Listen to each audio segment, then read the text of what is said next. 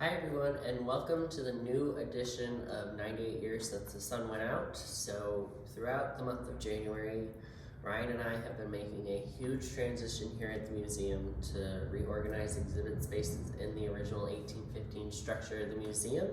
So we are standing in the new temporary exhibit space. 98 Years Since the Sun Went Out has probably quadrupled in size. With new artifacts on display and some new kind of variations of the collection that have not really been on display for many years, like clothing, accessories for clothing, and some other things. The biggest thing that is probably new to the exhibit is definitely the middle section of the exhibit, which is all the dresses on display. All the dresses are from the 20s. They are all different styles, colors, so you get to really see the variety of women's wear that was during that decade. And we also have a men's suit on display, so you really get to see what Batavia and Genesee County was like during the 1920s, with a focus on 1925 when the last total solar eclipse occurred over this area. And a total solar eclipse occurred over this area in January 24th, 1925.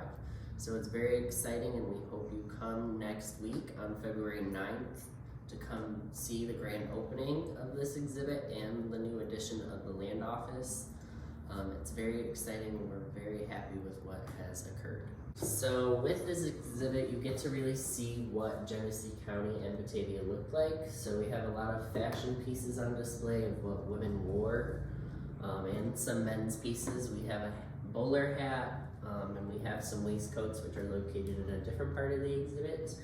But you also get to see kind of the businesses that were here, and what Batavia actually looked like. We have various photos scattered throughout that shows what Main Street looked like, some other streets, buildings, and some businesses. So you really get to view what it was like to live during the 20s. So you really get to step back in time more than you really do in any of our other exhibits. And then obviously we have our Victrola on display, which if you ever ask, we'll play it for you.